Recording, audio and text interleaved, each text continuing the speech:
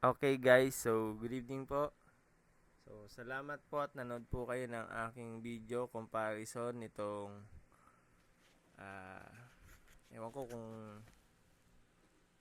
anong masasabi nyo dito guys. Pero eto na, since wala pang nakakapag-comparison nito, eto, nandito na. So wala na tayong paligoy-ligoy, nandito na sa harapan natin comparison video with Rurok and Geely Astral.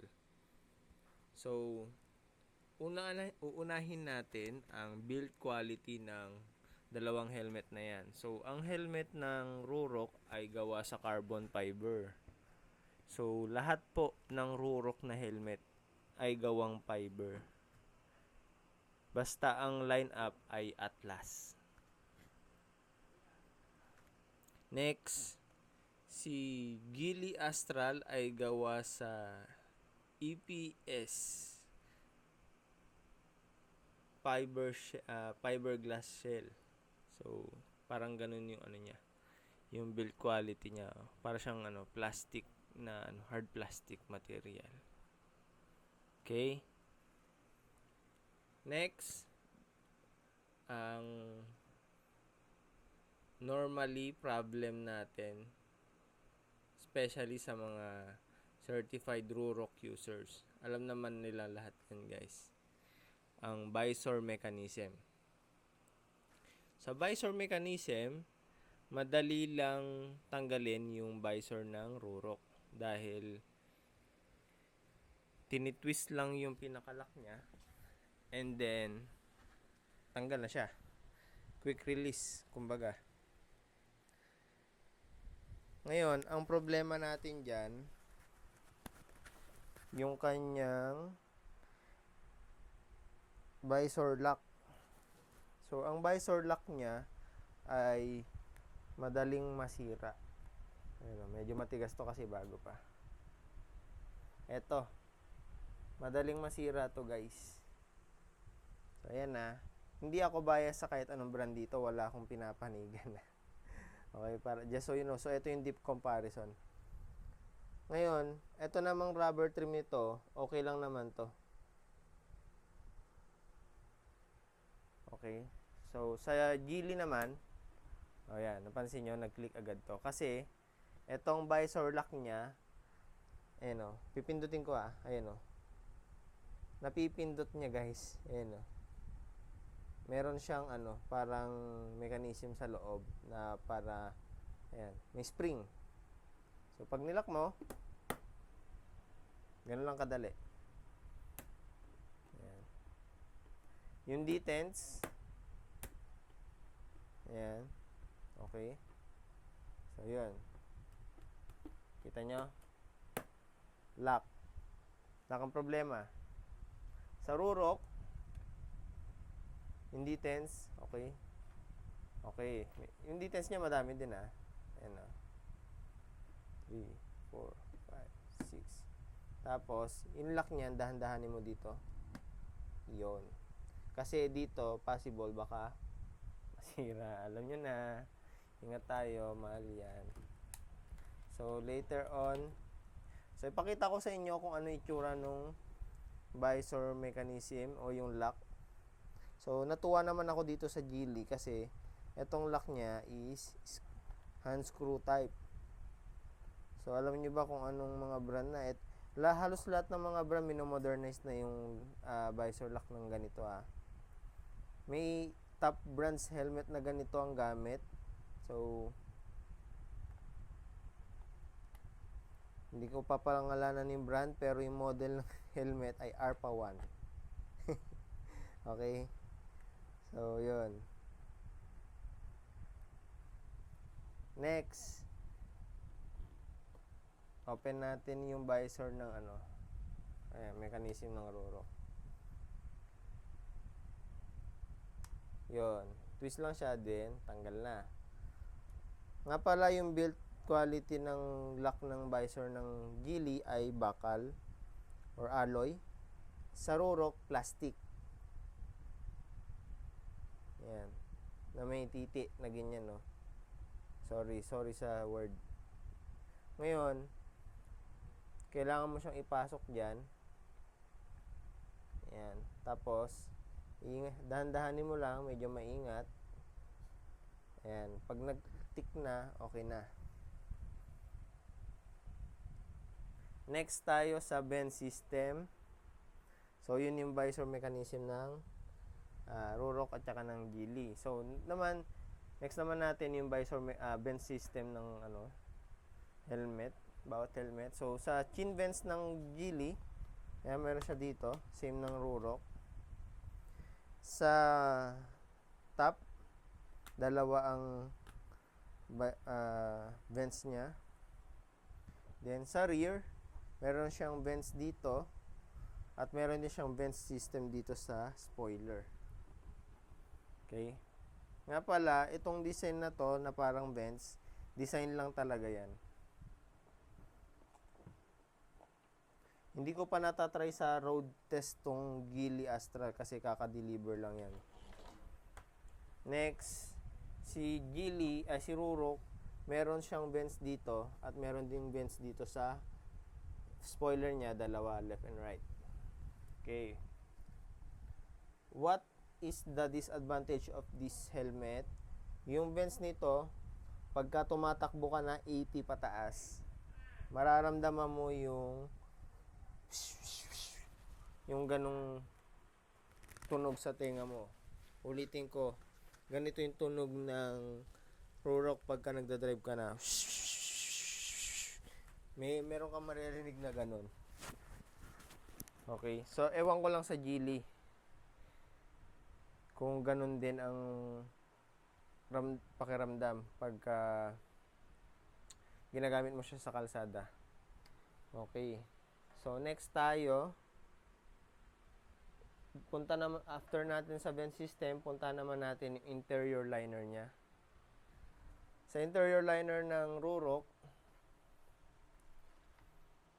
ayan, so malambot yung soft and smooth ang niya. So sobrang premium talaga ng ginalingan talaga ng Rurok dito yung yung paggawa nila sa liner nila. Ayan. Kita nyo naman sa sa texture nung or yung looks nung chin curtain niya. At saka nga pala, ito meron pa yung tag niya. Meron tayong tinatawag dito sa Rurok, Rion. Rion technology is para siyang actually na demo na to. Pagka natamaan yung isang object na malambot, tumitigas siya. So ganun yung Rion technology. Merong nakalagay sa ibabaw ng ulo, which is yun yung 5 points, pinpoints or yung pinaka points ng pwedeng maging cause of death ng isang tao pagka na-injured ang isang helmet. So, yun yung pinaka biggest lift nila sa version 4.0 ng Rurok. Ngayon, punta naman natin yung Geely. So, sobrang ganda rin naman ng ng foam ng or liner na gamit ng Geely, pero hindi ganun ka top notch. So, yung pag sinabi nating top notch, syempre expect mo yung quality nito is halos ganun na. So, syempre, what do you expect for the price? You are paying less than $100.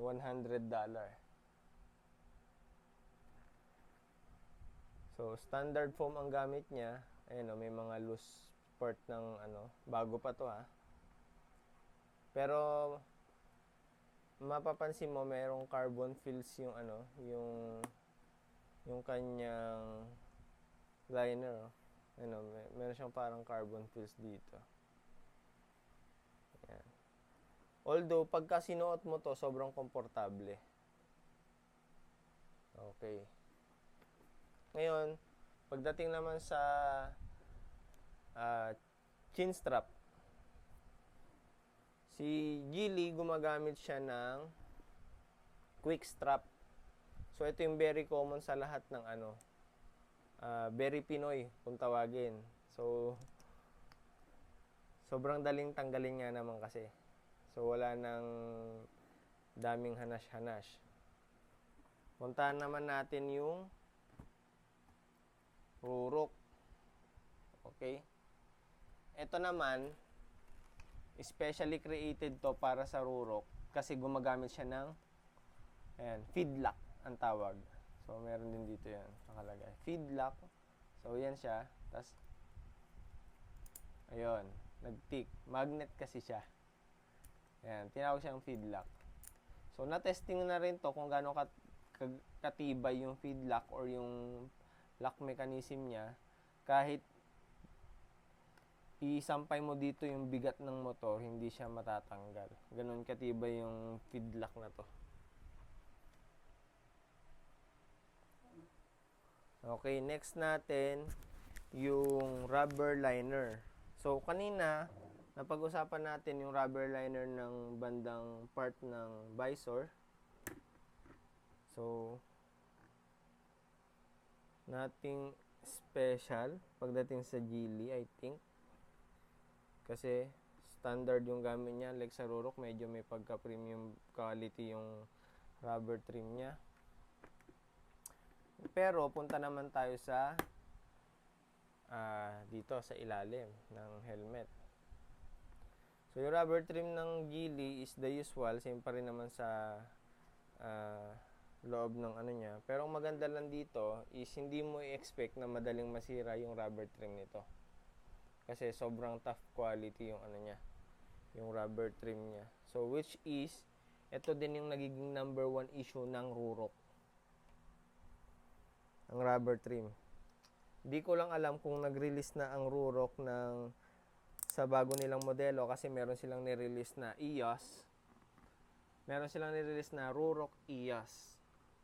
Ang EOS is EOX yung model nun. EOS. Hindi siya EOX. EOS.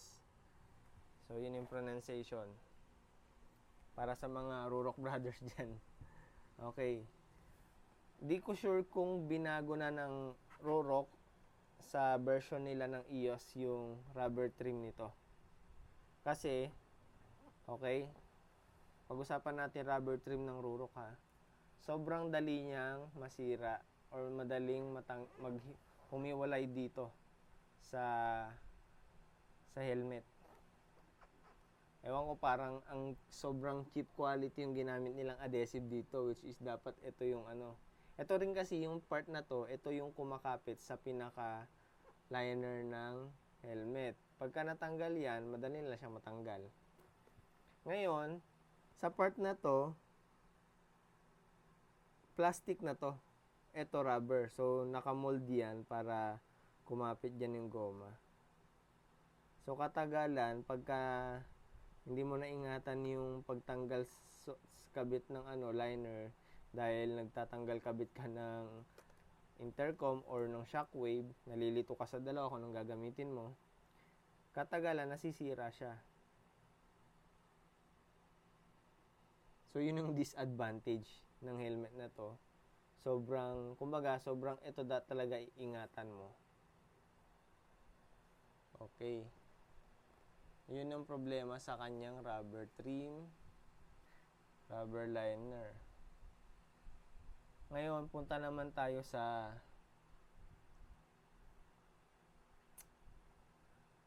I think yung certification ng bawat helmet. Okay? Italikod natin bawat helmet.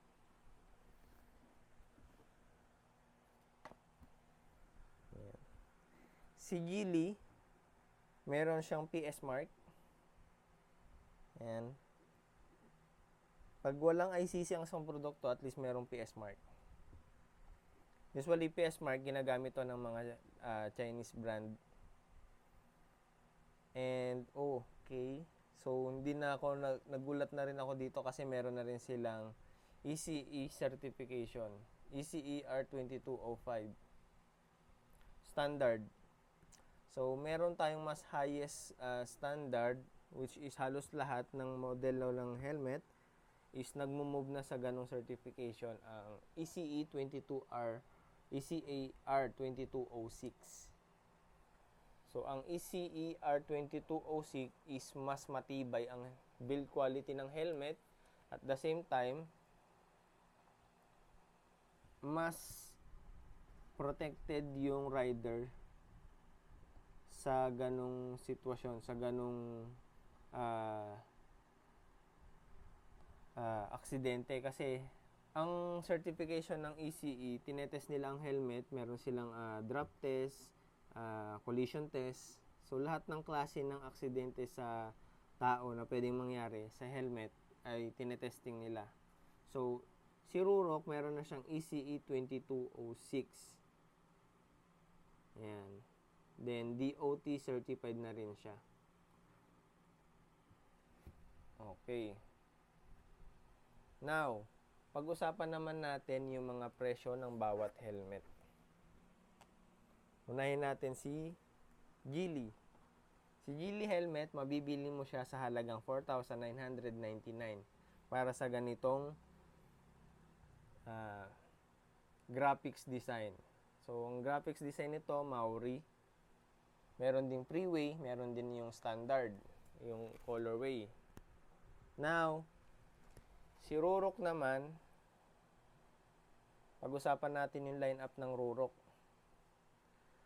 Ang lineup ng Rurok, meron tayong tatlo na lineup.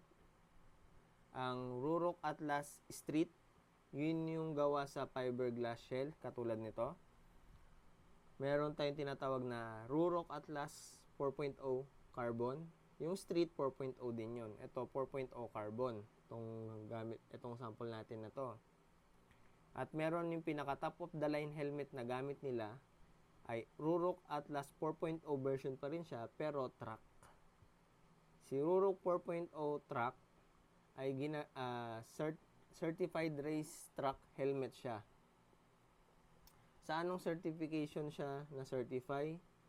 Sa British race truck. I mean, parang ganun, sa British.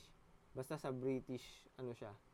Yun yung parang sa bawat helmet brand na sa British siya, import siya, merong parang logo ng flower na kulay gold. So, yun yung certification na yun. At idagdag ko pala, ang Rurok Atlas 4.0 ay Sharp certified na rin siya. Sharp certified. So, search nyo lang din yun, guys. Hindi ko pa kasi alam yun. So, ganun ka seryoso ang Rurok pagdating sa sa quality ng helmet nila. Kasi nga, bagong brand lang sila. Wala pa sila sa mga top 10 brands. Pero, sa quality naman, hindi tinipid. Yun ang masasabi ko sa kanya. So, balikan ko, ito 4,999. Si Rurok naman, ang starting price niya para sa mga standard graphics nila, nag-i-start siya ng $499. So, ang $499 guys, kung ikaw ay o-order sa rurok.com, papalo ito ng, so 57 usually ang palitan, 28,000 plus shipping fee na 1,500 sa UPS plus 30% tax. Okay, less muna natin yung yung 1,500. So plus 30% tax plus 1,500. Plus 1K. Kulang yung Ayan. So, dito papalo yung presyo ng Rurok helmet na to. Standard pa lang yun guys ha. Hindi pa siya yung graphics design na katulad nito. Okay. Siyempre, merong Atlas Street. Ang Atlas Street, ang presyo niya ay i-start sa $299. Street lang yun na fiberglass katulad nito. So, 57. Okay, doon na tayo mag-start sa 55. plus 55. Ay, 299 times 55. Okay, plus 30% tax. 30% tax is declared by UPS. Okay, plus 1.5 na shipping fee. So, ito yung presyo pagka Atlas Street. Ang presyo ng graphics ay $575. So, multiply natin sa 55. Yan yung presyo niya. So, kung merong shop dito sa Pilipinas ng Rurok, sana ito ang magiging presyo niya sa market. Or sabihin natin, let's just say 330,999. Yun yung market price niya. Kung nasa tindahan siya sa Pilipinas. Plus 30% kasi yun yung problema natin, yung tax. Ganun kalaki yung tax. Para makakabili ka na ng 2 Rurok. Tax pa lang yun, guys. Plus 1.5 na shipping fee.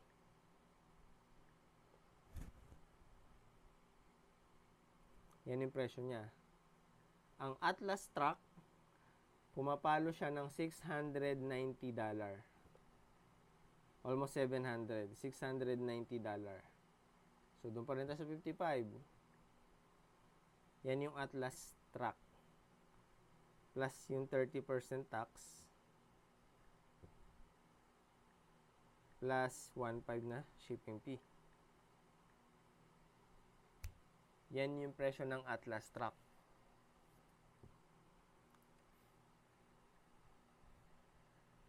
Medyo mabigat bitawan yung gantong helmet. Pero, kung wise ka bumili ng ganitong klaseng helmet, katulad ko, nabili ko siya last Black Friday last year. Nakuha ko lang siya sa halagang $287. So, compute nyo na lang. Plus tax yun, syempre. Tsaka shipping fee. Okay. So, tapos na tayo sa dalawang to. Ang naging issue lang ng Atlas 4.0 Carbon is pagdating sa sizing. Okay, alam naman natin sobrang laki ng shell ng helmet ng Rurok, guys. Kasi, ang size nito small medium. So, dalawang ulo ang nag-share. Dalawang head size ang nag-share sa isang helmet na to, guys.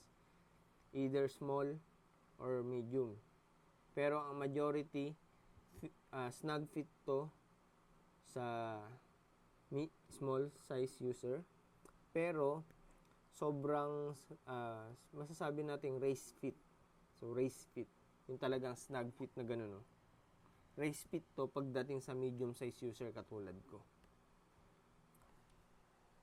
Okay. So, set aside natin tong Rurok. Ayan. Lagay natin dyan. Gilid natin. Next.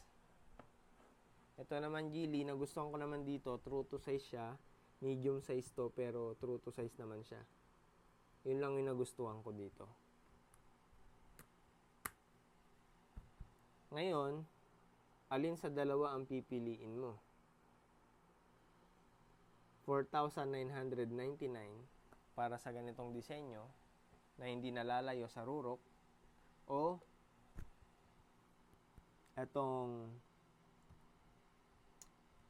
sobrang controversial na brand na Rurok sa ibang bansa, pilit nila lait dahil sa mga basher, and pilit ding dinadown dahil sa hindi daw maganda. Anong masasabi nyo, guys? Siyempre, for some reason, lahat naman tayo gusto natin pang daily ang isang helmet. Kasi ang ganda, ganyan, gusto mong iporma. So, para sa akin, na binili ko to kasi wala akong pang daily. So, pinili ko si Geely pang daily use. Dahil maganda yung build quality ng kanyang visor lock, glass friendly siya. Dual visor din siya, guys. Given the fact na silver visor na yung kasama niya. So, nga pala, wala tong kasamang clear visor. Later on, gagawa natin ng review kung gaano kaganda ang Geely Astral sa kalsada habang nagmamaneho. Okay? So, ito ang comparison review natin sa Rurok at saka ng Geely. Sana nagustuhan nyo guys. And don't forget to subscribe, like, and share. So, yun lang. Salamat.